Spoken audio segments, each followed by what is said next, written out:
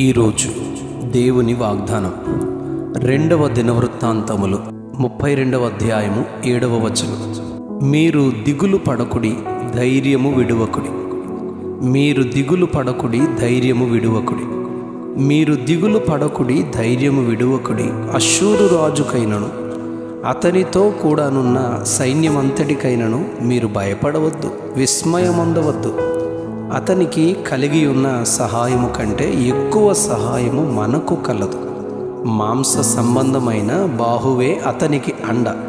మనకు సహాయము చేయుటకును మన యుద్ధములను జరిగించుటకును మన దేవుడైన యెహోవా మనకు తోడుగా ఉన్నాడని చెప్పగా జనులు యోధారాజైన హిజ్కియా చెప్పిన మాటల యందు నమ్మికయుంచిరి.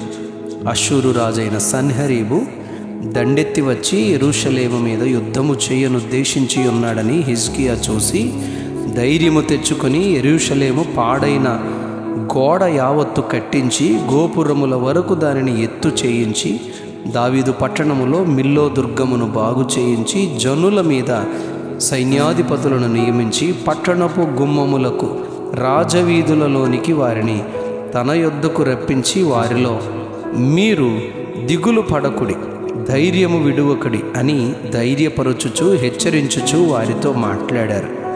31వ అధ్యాయము దినవృత్తాంతంలో 2వ గ్రంథం 31వ అధ్యాయం 30వ వచనంలో హిజ్కియా తన దేవుడైన యెహోవా దృష్టికి అనుకూలముగాను యథార్థముగాను నమ్మకముగాను పనిచేయుచు వచ్చాను అని చెప్పబడింది.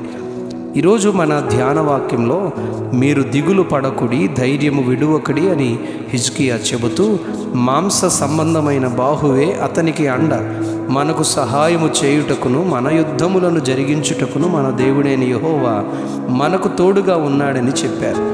సన్హెరీబు భయపెట్టడానికి కొన్ని పత్రికలు లేఖలు రాసి హిజ్కియాకు పంపించాడు. వాటిలో అష్షూరు రాజు సన్హెరీబు రాసినదేమనగా 32వ అధ్యాయం 13వ వచనంలో నేనును నా పితరులను ఇతర దేశముల జనులందరికీ ఏమేమి చేశామో మీకు తెలుసును కదా. ఆ దేశాల జనులు వారి దేవతలు వారిని వారి దేశాలను నా చేతిలో నుండి ఏ విధమైన రక్షణ వారికి ఇవ్వగలిగారు.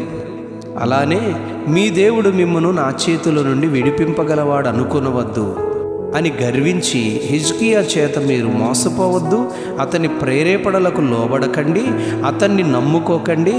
ఏ రాజ్యపు దేవుడైనను విడిపింపలేకపోయాడు నా చేతుల నుండి, మీ దేవుడు ముందే విడిపింపలేకపోవునని దేవుడైన యెహోవా మీదను ఆయన సేవకుడైన హిజ్కియా మీదను పేలాపనలు పేలారు.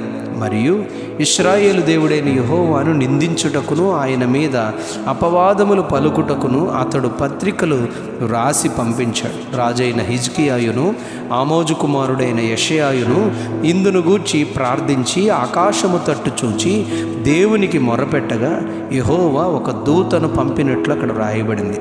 అతడు అష్షూరు రాజు దండులోని పరాక్రమశాలులనందరినీ సేనా నాయకులను హతము చేయగా అష్షూరు రాజు సిగ్గునుంది తన దేశమునకు తిరిగి వెళ్ళిపోయాడు.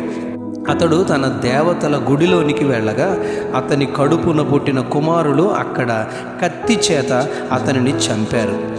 ఇలాంటి పరిస్థితులు మన జీవితంలో కూడా ఎదుర్కొంటాం.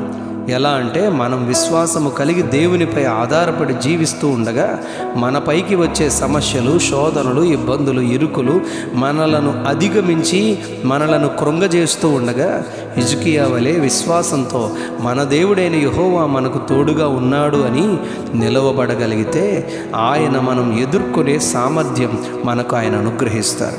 యోహాను రాసిన మొదటి పత్రిక 4వ అధ్యాయం 4వ వచనంలో మీరు దేవుని సంబంధులు, మీలో ఉన్నవాడు లోకములో ఉన్నవాని కంటే గొప్పవాడు, మీరు వారిని జయించి ఉన్నారని చెప్పబడింది.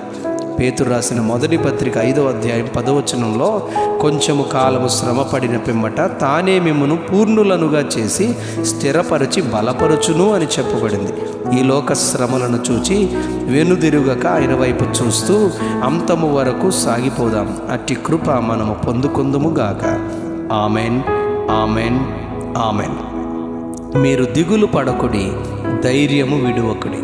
మీరు దిగులు పడకుడి, ధైర్యము విడువకుడి. ఆమెన్.